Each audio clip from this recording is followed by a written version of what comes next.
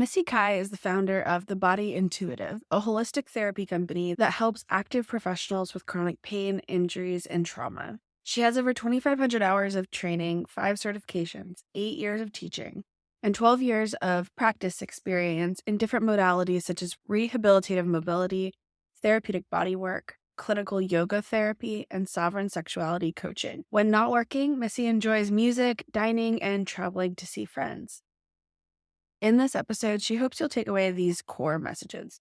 One, that most modern westernized medicine is sick care and not truly healthcare, and typically neglects to incorporate a managed care and preventative approach.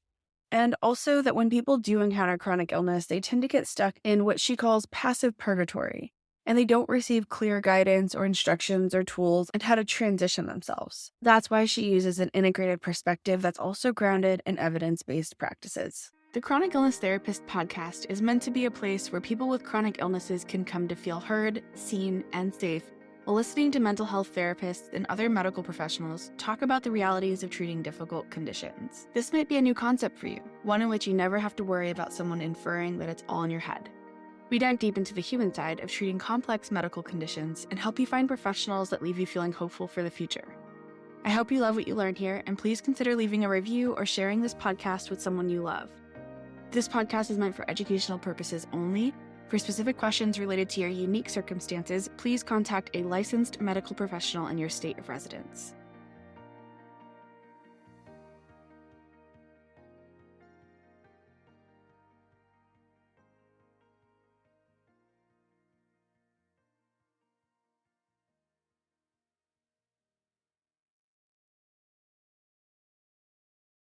Why don't we get started by you telling a little bit about where you practice and what you do and how you got here too? What's maybe a little bit of your story? Yeah, thank you so much. I really appreciate you having me on, and I was so excited to speak with you because chronic illness and therapy is something that's both very personally related to me, and so my professional career is very much an outgrowth of my own journey and experiences. So I'll kind of weave all of that together here for you and try to summarize what is could be a long story. So basically, when I was 13, I was diagnosed with an autoimmune disorder called ulcerative colitis. It's a autoimmune digestive disorder. And so that basically set me off on this journey of, relating to my body differently and trying to understand how it works and that frustration of navigating the web of different doctor's appointments and, conflicting viewpoints. And, of course, being a teenager too, it's not even like I had, domain or sovereignty over my own health decisions entirely at that point either. So it was just a really confusing landscape to navigate. And so, through more holistic practices and lifestyle changes that I discovered through a therapeutic application as yoga. So, a lot of people are familiar with more like power flow or hot yoga, vinyasa. And, you and I had talked about this a little bit where, yoga is made for every body, but, each body needs something different from yoga. So yoga has always had a very therapeutic intention for me. And I was just somebody that really needed an outlet. Um, so something that was, a need became, a curiosity, became a passion, became a whole career for me. So in that process, I took my 200 hour, went to yoga therapy training at Loyola Marymount, which is, I believe, the first university accredited yoga therapy program.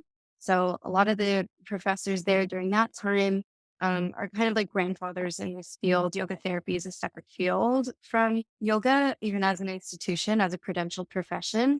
And it takes the practice of yoga and applies it as a therapeutic practice individually for a variety of psychosomatic or mind body disorders. So we're using it as an integrative medicine and um, working with a practice up to a clinic, for a clinical point and application for specific needs. So when I first got into this, it was like something I needed for myself. So that's the direction I thought I would go with it. But then my practice went a completely different direction once I actually started working with clients and seeing where the need was.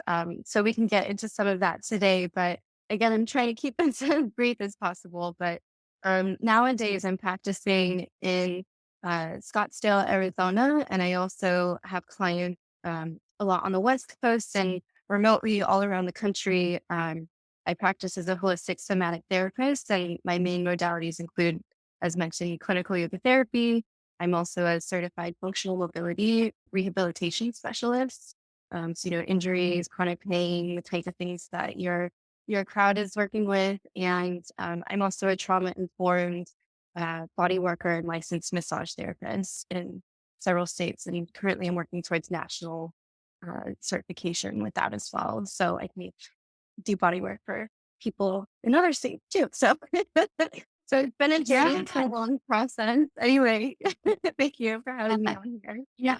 Absolutely. Yeah. It's all so interesting. And I hope my audience finds it as interesting as I knew because I the yoga therapy piece, I know we did talk about that before in our pre-interview. And yeah, like I didn't know. I mean, I knew that, yoga could look a million different ways, but didn't realize that there was a real, like, a medicinal component. It feels like when people are talking about yoga for chronic pain or for whatever, it feels like they don't quite have the training that's really necessary for that. And so hearing your training and your background felt a lot different and a lot more grounding.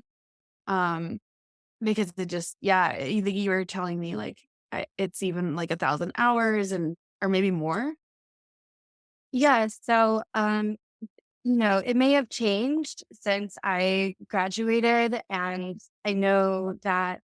Okay, so just for your listeners, I'll do a quick breakdown of the differences, major differences between yoga and yoga therapy. And I want to preface this breakdown by saying I completely understand that yoga is often peddled as like a panacea for a bunch of different things. And I have a lot of mixed feelings about that because I know and have experienced the benefits of the practice, and yet I also totally understand if something's kind of shoved down your throat is like, oh, this should be good for you, but then it doesn't work for you. It's not being offered to you in a way that can actually genuinely meet your needs, and that can feel really frustrating and maybe elicit feelings of shamefulness or embarrassment or anything like that. And I actually work with the mostly male population. I mean, I work with all genders into my practice, but they have a lot of different hangups than a woman might in approaching something like a yoga practice, even to begin with. So I want to dispel some of those myths like right away.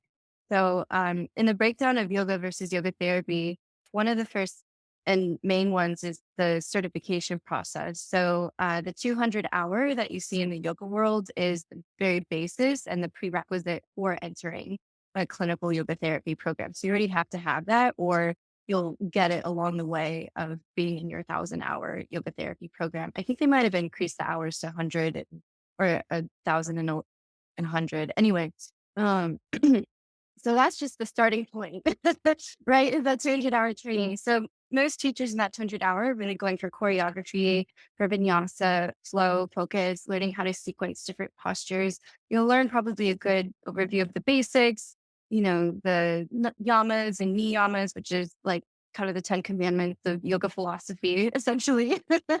Those types of things, right? You'll have a good sound grip on all of that, but it doesn't necessarily certify you or give you the tools needed to work with somebody therapeutically. Like yoga, there's a difference between yoga having a therapeutic effect or beneficial effect and actually using it as an applied therapy. So for that, you're right, you do need a lot more training. And so there's a lot of kind of grit your teeth moments in this industry where you're like, okay, let's be precise about the things that we're claiming and let's be accurate about how we can apply certain tools and honestly comprehensive in our understanding of them and the ways that we can work with the individual.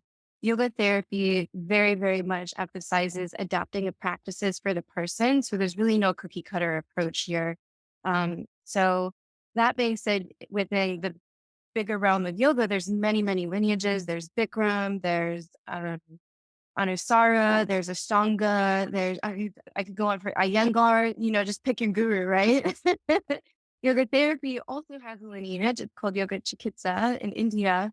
But it's inextricably interwoven and tied with its sister science called Ayurveda, which is the Indian system of medicine. So it takes Ayurveda and the yoga philosophies and practices and approaches, including asana poses, breath work, pranayama, and mindfulness practices, meditation, withdrawing of the senses, observing the self inquiry, a lot of the things that you would go over in therapy, right? So it involves all of those layers together and then distills it down to practice for that person. So it works in a holistic, integrative way where we need to learn a lot more about the person that we're working with up front in order to appropriately tailor and specify what their practices are.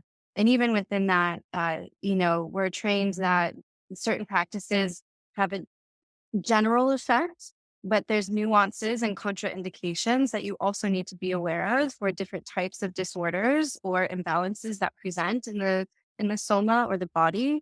Um, so that you're making sure that the practices are landing in the proper way. So I don't claim to be a mental health therapist. I don't claim to be a doctor. I think it's very important that we stay within the scope of our practices, and at the same time, it's like we also have to know enough to be able to speak to the doctors, be able to speak to the, holistic side of things and interweave those together. So what I tell my clients is that it's a very managed care approach that we take. And my personal philosophy is that I'm not eschewing or poo-pooing any side, either the medicinal or the holistic. What we're aiming to do is integrate those together and simplify that and distill it down into exactly what the client needs. To tie all of it together in a more holistic way instead of a very bits and pieces kind of way that Western medicine often does.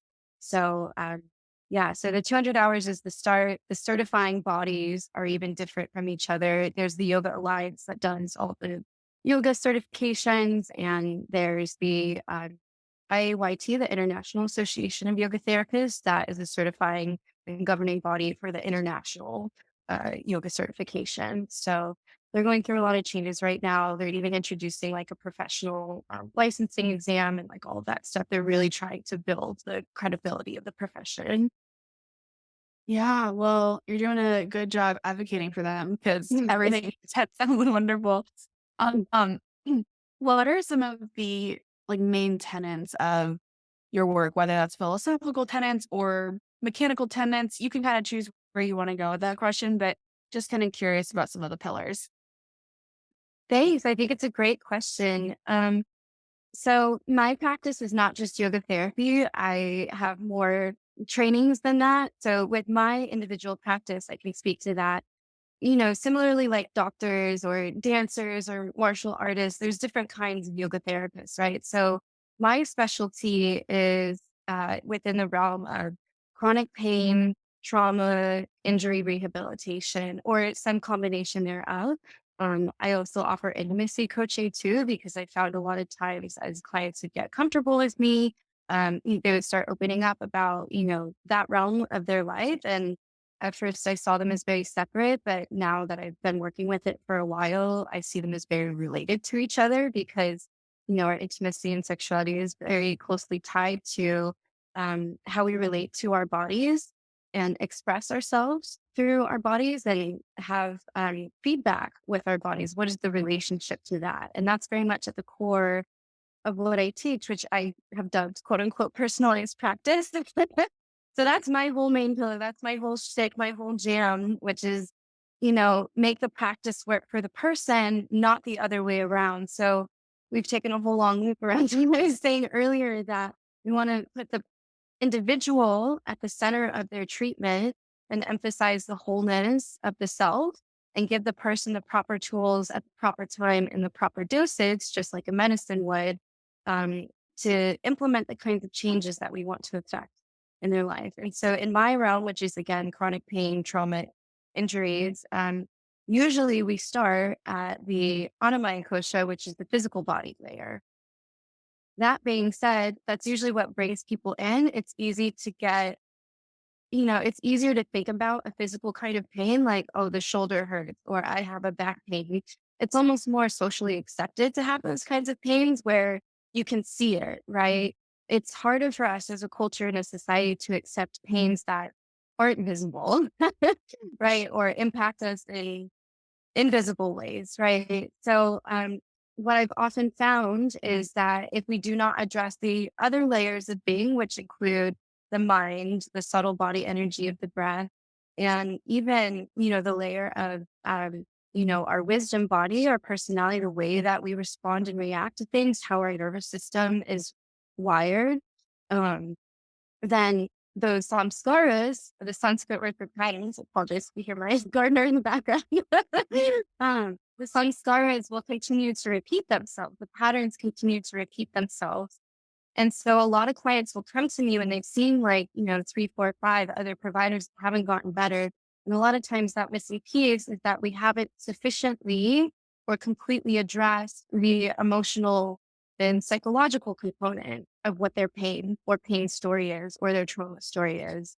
So I don't even need to know what the story is necessarily to be able to work with that. What we need to focus on is how do we interconnect and interweave all these layers together and get that to soften enough for the possibility and opening of working with the physical body. And for people who have had trauma, there's a lot that can come up there. There's a lot of subtle nuances. And so that's why we go through this really thorough process of an intake. And I really try to get to know all aspects of this person, their diet, their sleep, their lifestyle, their relationships, their support system, their physical practices, their hobbies, because that way we can link their personalized practice to what's important to them in their life and make it meaningful for them and create a practice that's personalized to be contained within their life.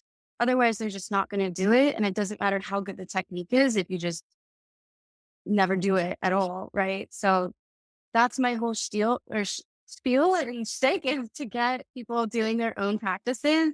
And it's really, really hard to be consistent and accountable with yourself compared to going to a yoga class and somebody else telling you what to do. But that's where the gold mine comes in with this type of work is that you have ownership over that. You always carry it with you. Nobody can take that away from you, whether the studio is closed or your therapist can't see you or anything like that. You have those tools with you everywhere you go. So the point of all this is really just self mastery, right? So you can live and enjoy your life and just do the things that you want to do, right? Not have this be Yeah. impeding your joy. Yeah, absolutely. Yeah. And I know you have your ebook, which is a little like free thing for people to sign up for. And um, in your kind of 5 steps, I think the one that sticks out for me is adapting your practice. You can probably go over some of what's in there, but when you talk about adapting your practice, I mean, that's a piece that a lot of practitioners of all different kinds, therapists, doctors, chiropractors, massage therapists, like we learn these techniques and are told like this is supposed to work, but it doesn't adapt to the person. There's so much more that goes into making a flexible and personalized program. So, yeah, do you have anything that you'd like to share either about that or about personalized practice? Yeah, 100%. Thank you for asking. Great question. So, I like sharing this ebook because to get your personalized practice started, to do something consistently for yourself, there's tons of programs out there for you to explore. You don't necessarily have to take mine. But what I found in, my 8 years of doing this is that a lot of times people don't have the foundational steps in place to start this journey off. And then they get frustrated and it self perpetuates this downward shame guilt spiral, which is exactly the point of what we're trying to get them out of, especially if they have trauma or injuries, right? Because it's already a difficult situation to deal with. So by breaking things down into smaller steps and even just acknowledging that there's a process to starting the process, I always think starting is half the battle. So if you could just get yourself started, then we can get into all the fun stuff of like, okay, what do I practice? Is breath work better for me today? Is movement better for me today? I mean, there's so many different directions you can go. I don't really care what technique you use as long as it works for you and it accomplishes the said purpose, right? That's what we want at the end of the day. So, however that can fit into your lifestyle. So, I just want to get people started with that. Um, I find that the biggest challenge that people have in approaching something like this conceptually is like, oh, I don't have the time. I can't schedule it out.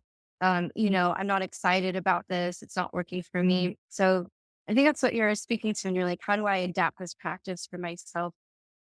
In Ayurveda, we speak to the different life cycles and how they affect our energy. So we speak to those at a microcosmic level. You can even look at it over the course of a day or a week, like some smaller contained unit. And we also speak to Ritucharya, which is the seasonal cycles of life. So, there's the seasons of earth. There's also, the geography where you live. There's also the seasonal cycles of life, different chapters of life that you go through. And so your practice may need to shift during those seasonal cycles.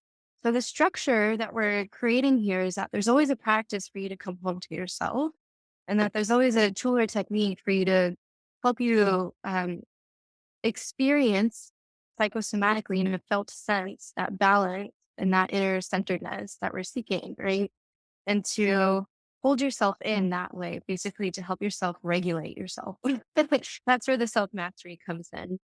Um, that being said, yoga doesn't take away the hardships of life, but it does give us tools to be able to cope with them. I don't think that yoga is the answer, the hardcore individualist ruggedness of just pick yourself up by your bootstraps. But it's just, if there is room and space for us to affect a better outcome within ourselves, or even just shift how we feel in relationship to ourselves and building that inner resilience of like, no, I can face this. And I do have these practices to hold me in this process.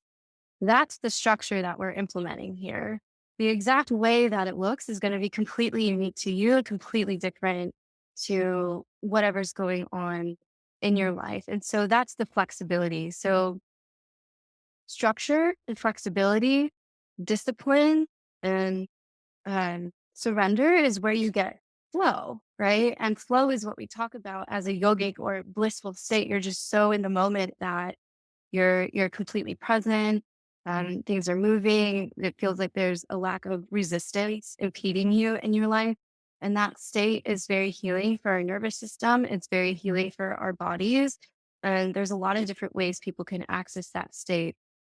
Practice is where we can allow ourselves to either rest into that nourishment deeply and receive that, or stimulate our bodies in a way where we can build strength and resilience to face whatever challenges that we're coping with.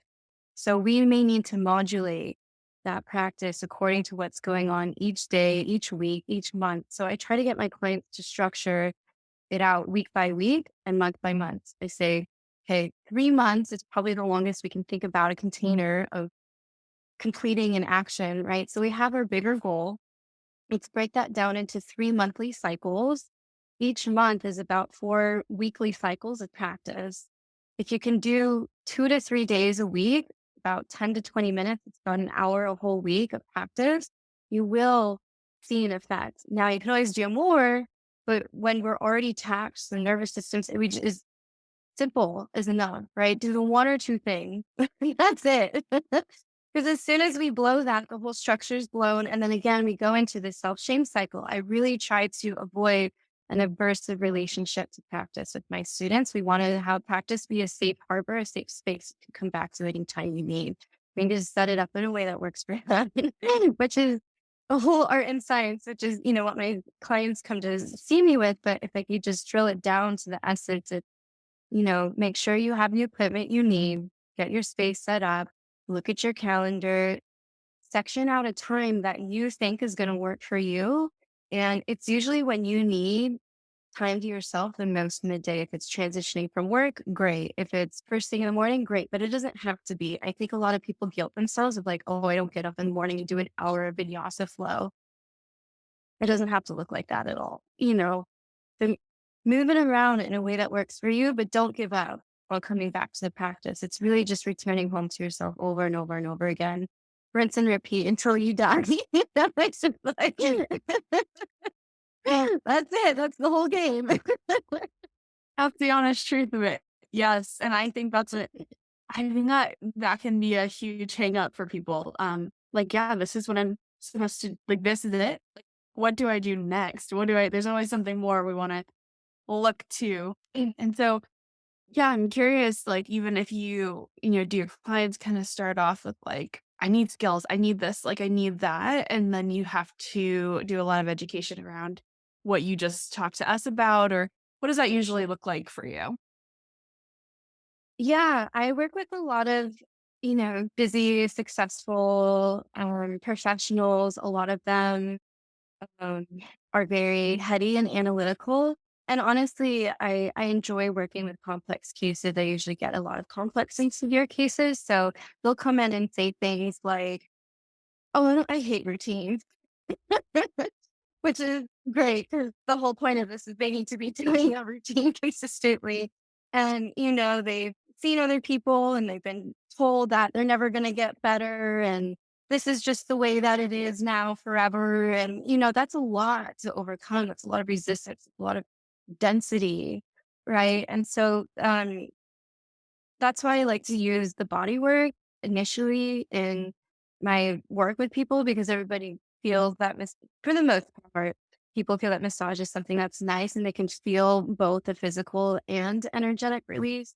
If we don't have the opportunity to do the body work, I think the best thing to overcome that resistance is giving the person choices and saying, I understand that, routines in the way that you've been offered them in the past haven't worked for you. So I'm curious what hasn't worked for you about it. And we're actually going to take those things as information to formulate something that will work for you. Right. Because I don't believe in pushing, pushing, pushing to get ourselves to try to do something. And oftentimes that's what led to the injury in the first place, where there's this sense of I don't do more or I'm not doing enough in myself to make this work. And since it's not working anyway, I just get frustrated. So I'm going to give up. Who wouldn't feel that way? You know what I mean? So I think, just validating their feelings and really meeting the person where they're at and being like, okay, well, what does feel good to do? Oh, well, I think I like that breathing technique. Okay, we'll just take 5 deep breaths in the morning. We'll start there. It doesn't have to be rainbows and unicorns and all of a sudden you're, going off to Peru or India or it's just to like do your practices.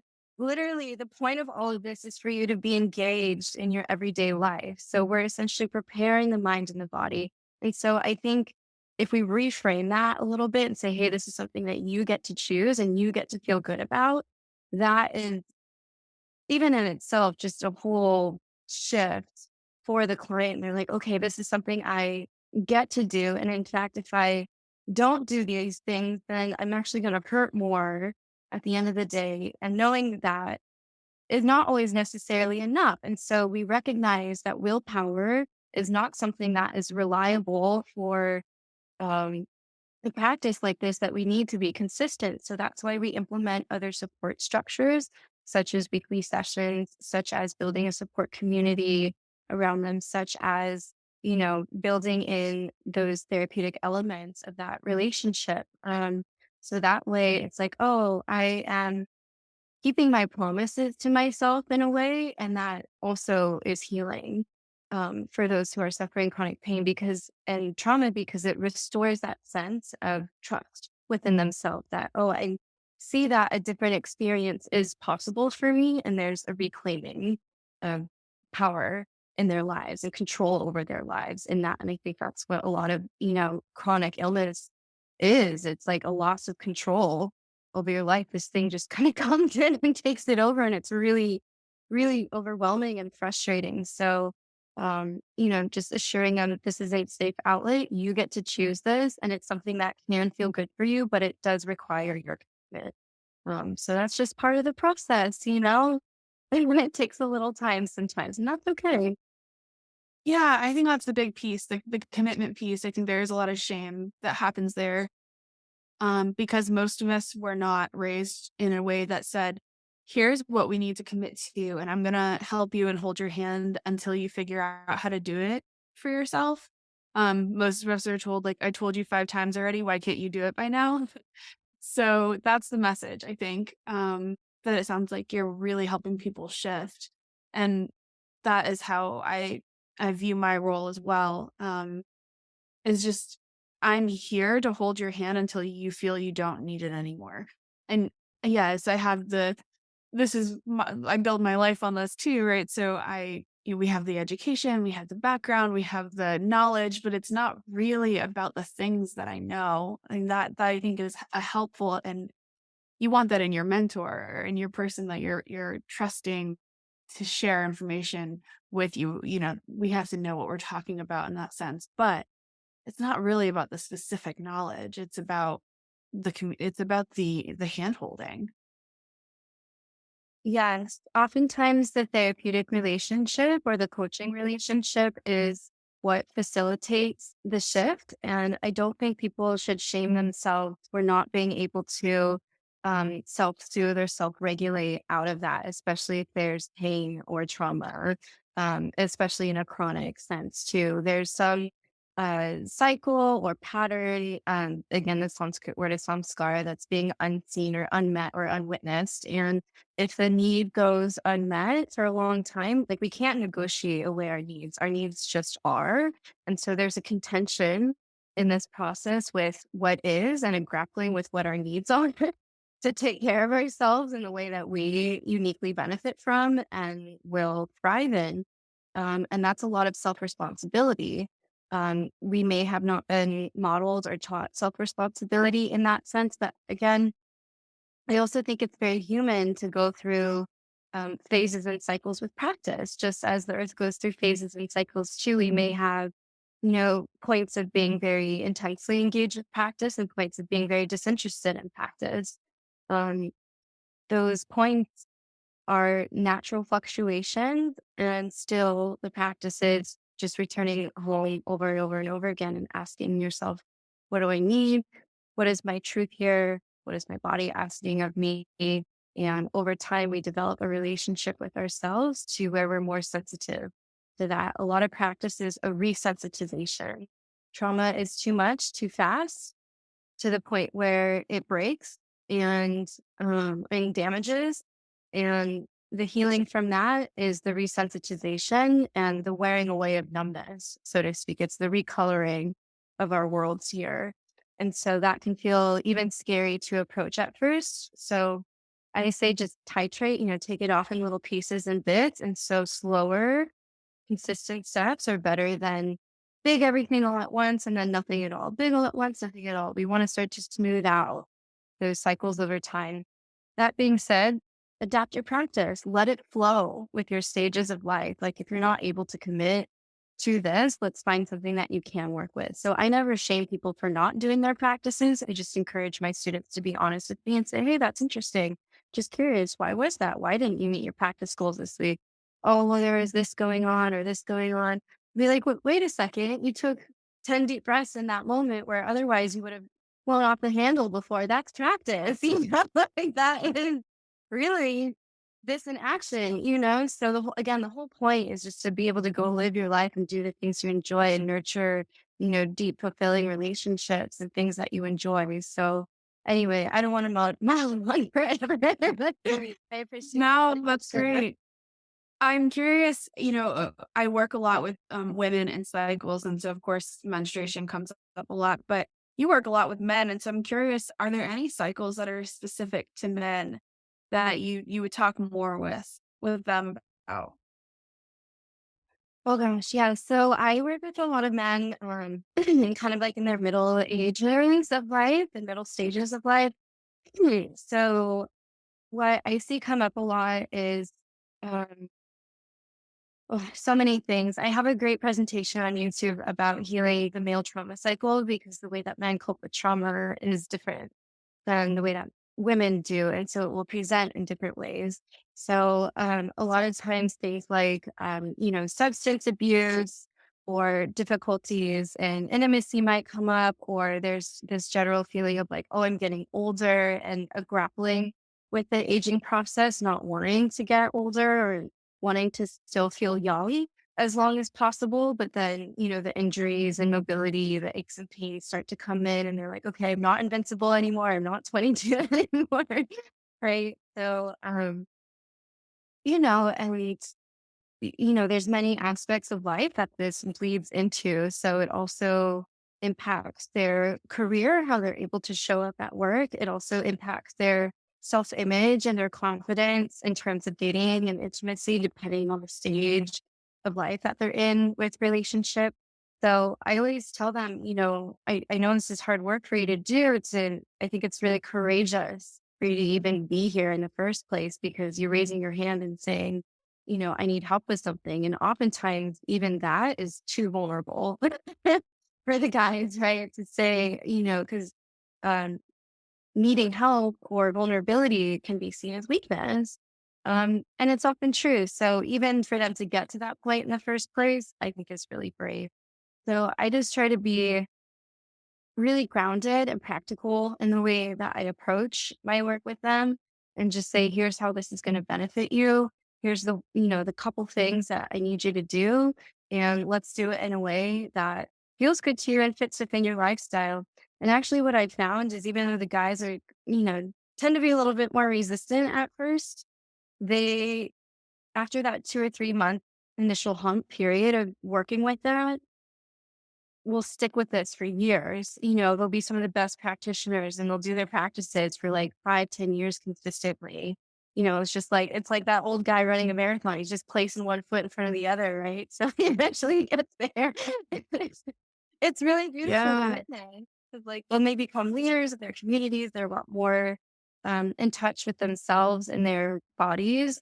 They're able to share and articulate these concepts to other people and encourage other men in their community to, approach these kinds of practices or reframe their thinking. But it's not like me telling them, you need to think this way or you need to change yourself this way. It's a process they go through themselves and say, okay, here's how I can make myself better. And now I'm better for my community, whether that's, at work, in my intimate life, or even just with my friendships. They're able to access a lot more and hold themselves better, I think. Yeah. I mean, you're really speaking to values work, what's important to you and why is it important. And we use that as the foundation to decide what we're going to do and how we're going to do it. And then we commit to ourselves and then we work on the shame that comes up when we drop that commitment and all of that. So yeah, it's really a holistic practice in all senses of that word. Absolutely. What we're looking to give back here is a sense of wholeness, a sense of empowerment, and a sense of healing. Really, like you said, there's lots of ways we can get there, but it's not always about the modality itself. Yeah. And we haven't talked too much about specifically like the pain or the illness piece, and that's because this really is about the foundation and you have to start there before you try to dig into specifics about this problem or that problem. But do you have any examples about that are more specific, that are concrete and tangible for people to take away regarding like chronic pain and illness? And I know that's a vague, broad question. So Absolutely. I'd love to share. Um, One of my most recent examples is with a female client in her 50s who was referred to me, and she had a very severe case of fibromyalgia. And that is one of many things that I work with. For example, people will see me for shoulder injuries, for, sexual abuse trauma, for immobility in their hips. There's just a whole broad spectrum. So this particular client came to me for fibromyalgia. She wasn't able to have more than one good week a month where she was able to be active. The rest of the month, she was literally laying on her couch for most of the day in pain, not really able to move a lot. She had been through quite a lot in raising her children. And so I think over time that impacted her body, where, again, it was a form of trauma where it was too much too fast. And so for my lens, it was the fibromyalgia was an expression of the symptoms of bearing too much for too long, both emotionally and physically. She was very, very devoted to her children. So um, that is not the Western view the fibromyalgia is the diagnosis, right? But what is really the underlying imbalance there? The diagnosis is the name that we give to the cluster of symptoms that have been previously identified and agreed upon by medical community. That's what a diagnosis is. That doesn't necessarily encompass the other element to it. And so we were able to work with her over a 6-month period. We're actually just finishing her treatment now, and she's been fibromyalgia attack free for 2 months now, which is before that would have been completely unheard of to have 2 completely flare free months. So how did we get there? It's exactly what we just talked about. Not to oversimplify things, but it really is the same process, which is, I learned a lot about her so I could tailor something to her life. We started very, very small. It was maybe 10, 20 minutes of restorative therapeutic yoga based practice. When she was too tired to do stuff, I told her to rest and said, please don't try to do practice because that's what got you here in the first place is trying to do too much when you're already taxed. So even just having that permission gave her the relief of, oh, I don't have to do this. Right. And then within that relief, there's space to actually want to do more, ironically. Right. So slowly over time, her body learned to trust her that she wouldn't push it to the point where it would need to fall into a collapse or an inflamed, flared up state for her to listen to herself, I need rest or I need nourishment or whatever it is, right? She started giving herself to that to herself within the structure of the personalized practice that I gave her. And we built that practice based on her Ayurvedic dosha and the cycles of life that she most resonates with naturally. So we shifted some things around in her schedule. And again, that freed up energy for her. So that way, going to practice no longer felt like a chore. It was just part of her flow in the day. Does that make sense?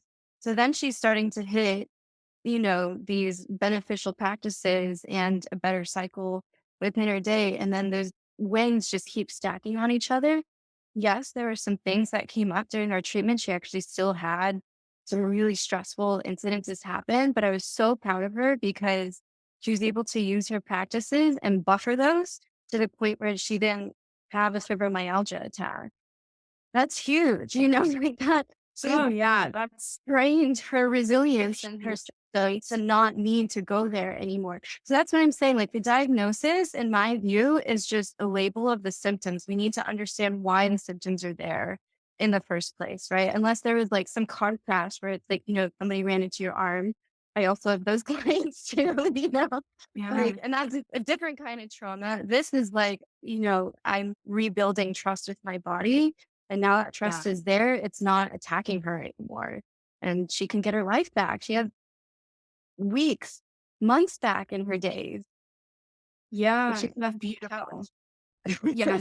Yeah. Especially with fibromyalgia, it's such a tricky one. There's such few answers in the medical community and so much trial and error. And of course, the work you're saying is also trial and error. But again, from that Western perspective, the trial and error often comes across like you tried, you failed, it's your fault. Therefore, try again harder. And this is much more like, no, you tried and something went wrong somewhere. Let's figure it out. Could have been something you need to shift very slightly, could have been something in your environment. It's always likely a combination of the two. So you're Yes. gentle and again holding their hand, which Yeah. we don't get in our medical system. And it's such an important part. 100% resonating with you, vibing with you all over here. Yeah, I really want to validate their inner voice because that is what is going to lead them back to themselves. And we all have an internal witness, um, our own intuition telling us things. And I feel that if someone has chronic illness, this intuition is likely to be pretty strong. It might just be buried. And so this is an unearthing of that inner insight and a validation and a restoring of trust in that process as well too. Anytime there's a resistance, I really want my client to be open with me about it because there's something that we can work with in that. If we work with the truth of what is, the truthiness of it all, then it just all comes into the light, and it's like, oh, you don't have to force yourself into a box. It's not working for you. This is a personalized practice. This isn't Missy, you know, this isn't Missy's way of being that is, the supreme end all be all. It's like what works for you. And so throughout that process, my clients often tease out of themselves greater insight and awareness of what actually works for them. And my job is really just to listen and mirror that back to them and say, okay, it sounds like this worked really well for you, or you really liked this pose. Let's do more of that. What did you have challenges with? What did what came up when you decided not to do practice? Oh, well, my mat was in the garage and I didn't want to like take it out. Or, I was just so exhausted at the end of the day and I want to go out with friends. Okay, so evening's not a good time for you. Let's do like a 10-minute lunch break, you know, and it can change Yeah. from day to day too. The point is just to be consistent with it, right? So, and then that helps them develop discipline, whether it's whatever your gender is, the self discipline in that is what helps create that healing connected sense to yourself. So, anyway, again, I will cut myself off there. I can obviously soapbox about this all day. No, I love it. It's perfect and it's necessary because again, like discipline, we have a very rigid view of that. Whereas in this practice, it's just about committing to yourself. And sometimes it will be in the morning and sometimes that will be midday and sometimes that will be at night. And so yeah, something that my clients and I work on is understanding where their energies are, high energy, low energy throughout the day, or after you've eaten or not eaten. Like, how do you feel during those times? And then, it's hard because most people, especially if you're working a full time job, you don't even have the opportunity to think about like when your energy is the best during the day, and it's probably taken up by your work. So there's a lot that we work through to figure out how to make this work for you. I'm sure.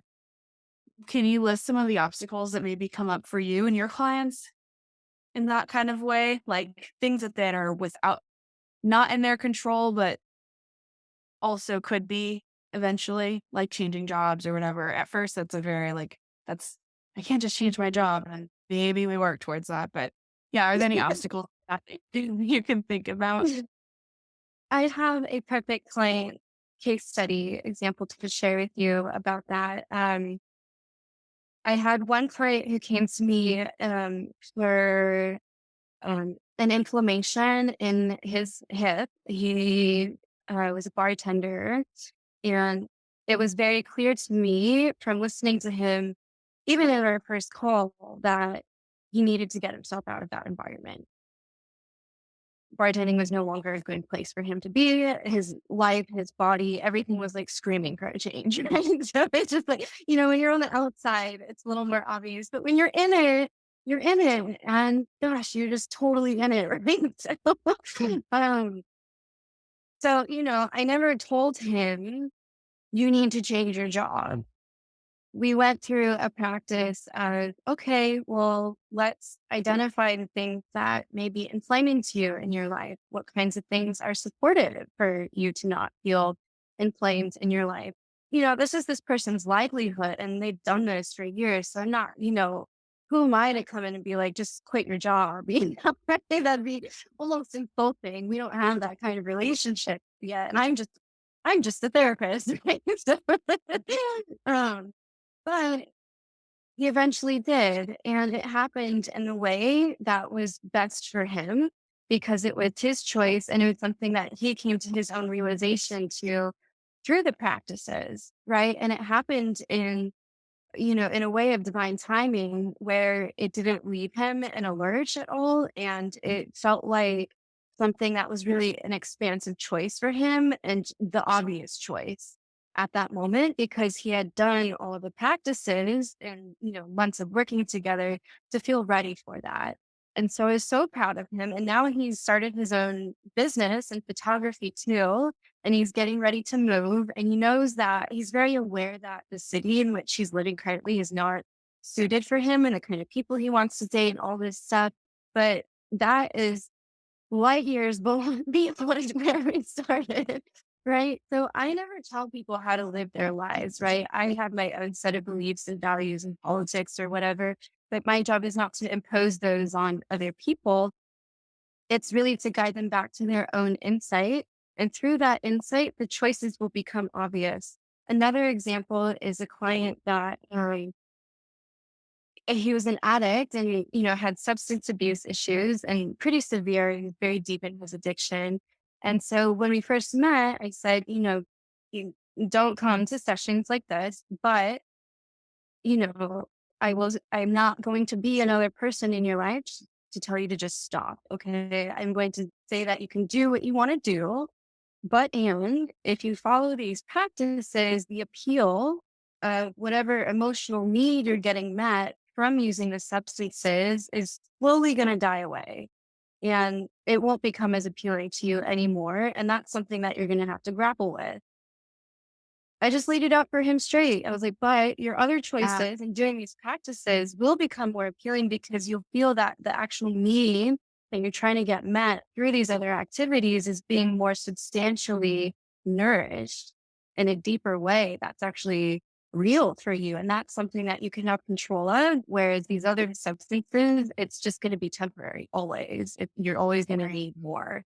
And that's why you're in this cycle.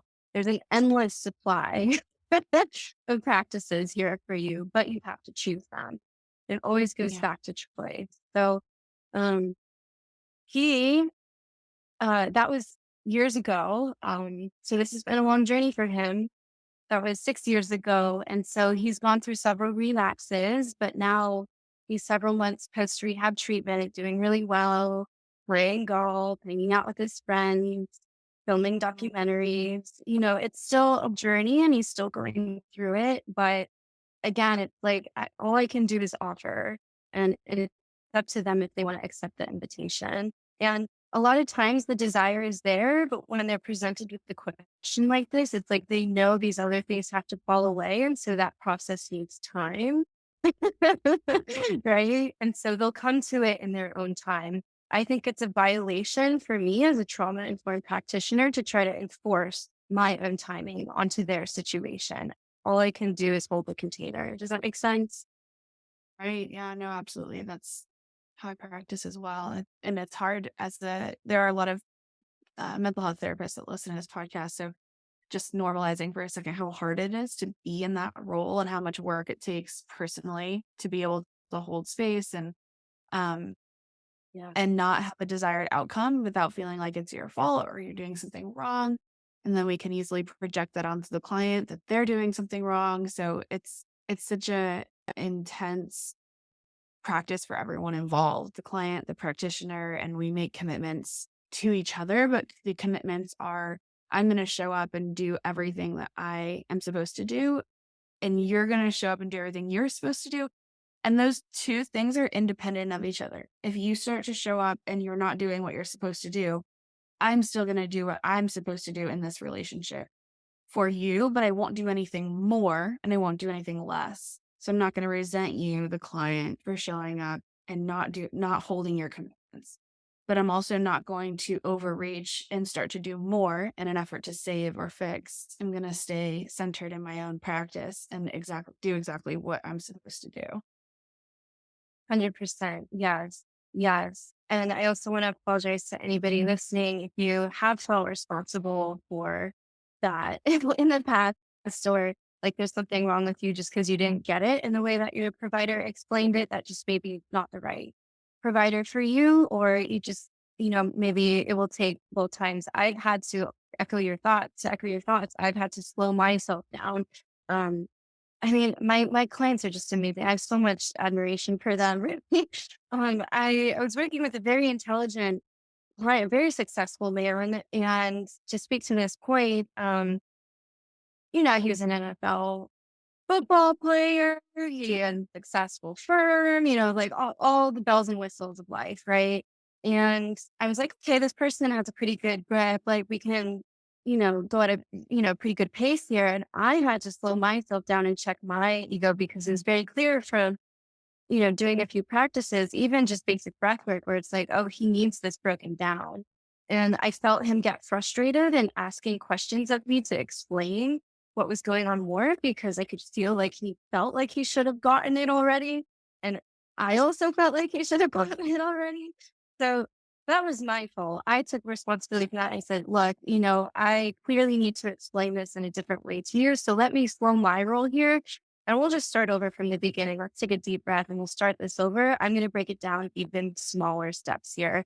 The progression can still stay the same, but how we climb the ladder can be a multitude of ways. So if it still feels like too much too fast, we just got to break it down to even smaller steps. So that's no, your providers should be meeting you ideally. And if they refuse to or don't see that in you, then, maybe they're not the best, or maybe they also need to be held in your own processes, which is why I have my own therapist and, a whole village and entrepreneurs too. Yeah, it's so important that we're doing our own work for that very reason. So much can come up and that you don't even anticipate will come up. And yeah, sometimes it's, that and other times it's just even a goodness of fit. Um, that your personality and my personality, we could work really hard to make it work.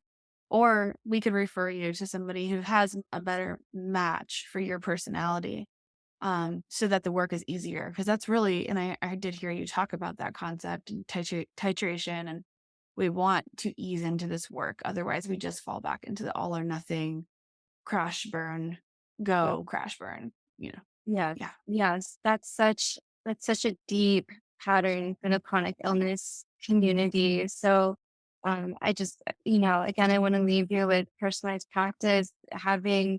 It's not that yoga, massage, whatever, holistic healthcare, self care is going to completely eliminate the waves. We don't. That's not the goal. The goal is to be able to ride those cycles without, like you said, crashing and burning on the low end or going too high up into mania and then crashing and burning afterward. We want to keep some reserve in the tank, especially for chronic illness and chronic pain patients or clients, so that you can meet the demands of your everyday life and have some left over, right? We don't want to be operating at 100% all the time. Neither do we want to be operating at 10% all the time. The sweet spot where I say to live is about 30 to 70%. So if we can modulate the intensity of our practices, exercises, the amount of stress that we're taking on, if that whole 70% is taken up by work and there's only 1% left for practice, that's what we got to work with. Right. So there's a real radical honesty on the part of both the client and the therapist or the provider in the relationship to just work with what is. That being said, over time, this will build your resilience. It will build your capacity. You don't have to live in chronic pain forever.